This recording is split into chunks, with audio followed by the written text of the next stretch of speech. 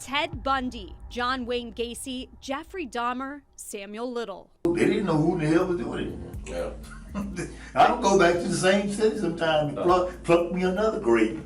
Just some of the most infamous American serial killers. The fascination with their stories continues over time. 19 Investigates spoke with Dr. Joni Johnston, a forensic psychologist and author of Serial Killers, 101 Questions True Crime Fans Ask. Dr. Johnston says the heyday of serial killers was in the 70s, 80s, and early 90s. What makes a serial killer? That's really an ongoing question, and I think the best answer we have now is it seems to be some kind of recipe of ingredients that come together to create this perfect storm. A lack of empathy and fear is common, but that's not all. This kind of genetic vulnerability that is oftentimes then combined with childhood trauma. We know that certainly not all serial killers have been abused as children, but we also know that certainly they are abuse represented among serial killers. And a triggering event could lead to the killings. How important is it for law enforcement to understand the psychology behind serial killers when it comes to trying to solve these cases? So I think it's very important for them to obviously network and look for those behavioral similarities. And we know that, crime scenes tell us a lot about the behavior or the psychology of the perpetrator. And so that's why they look for, okay, how did this person, get their victim? Do we know that? What kind of person is the victim? Doing the victimology.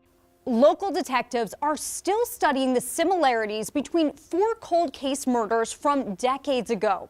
One of the theories is a serial killer is behind their deaths. Their bodies were found dumped in rural areas off Route 6 heading east to Pennsylvania. Here's a timeline. 1981, Dolores Furness, 30 years old, found dead near a road in Geauga County. 1992, Verlene Flanoy, 28, discovered near a country road in Ashtabula County. 1994, Terry Iverson, 38, found in Geauga County down the street from the first victim. And 1999, Danita Landries, 34, found in a soybean field just across the state line in Crawford County, Pennsylvania.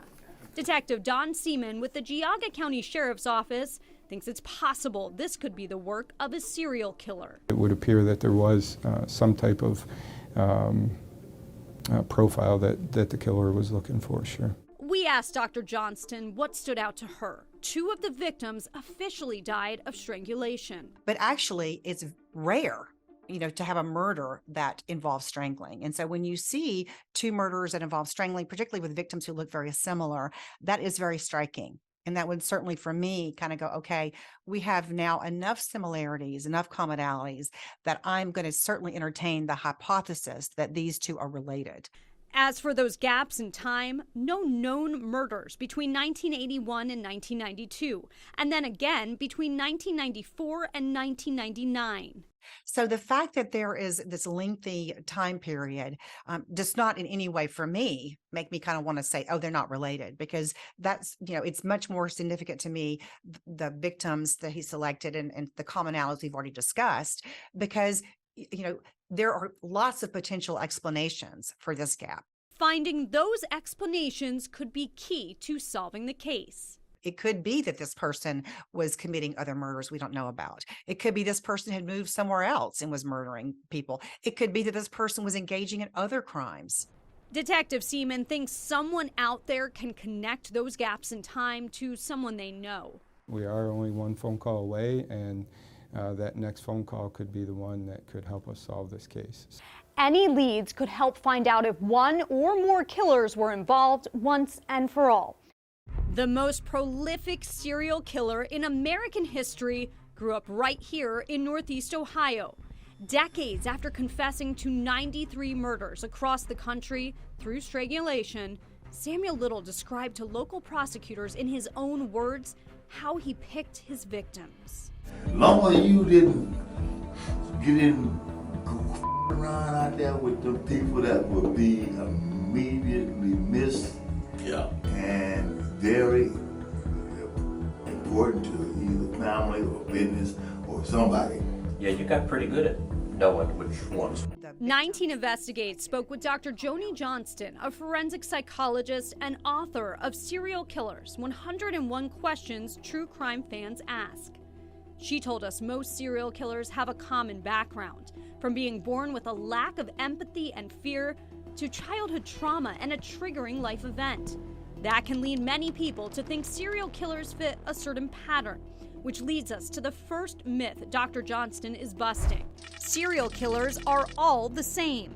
Well, it's clear that not all serial killers fit in a box when it comes to profiling them. Absolutely not. Absolutely not. I also think it's important to realize the limits of profiling. And because while it can be helpful, I think sometimes in terms of narrowing down suspects once you have a list, it can also lead people down the primrose path in terms of creating a certain mindset or a certain person that you're looking for that can turn out to be somebody that's completely different. The second myth, serial killers don't stop killing. When you see interviews and you talk to some of the individuals, it does seem to be that there seems to be some drive that starts and kind of ramps up as their killing spree goes on. Having said that, there have been serial killers that we know about who stopped or almost aged out of it. You know, it's relatively rare to see a serial killer who's actively killing in their 60s and in their 70s. And the third myth, serial killers want to get caught. I think that myth started because there have been some serial killers who, killed numerous people and then got caught because of a traffic ticket or because of some just kind of stupid mistake. And there was this kind of psychological interpretation that, subconsciously, this person really wanted to get caught. I don't believe that for a minute. I don't think that anybody wants to get caught. I think sometimes what happens is a person may start killing and start thinking in a way, I can't get caught. I'm so good at this now. I've gotten away with 4 murders, 5 murders, 10 murders. I'm not going to get caught. And so they become careless. That's when something as simple as parking in a no parking zone gets the killer caught. And since all serial killers don't follow the same pattern, that makes the job for detectives much harder. Sarah Goldenberg, 19 News.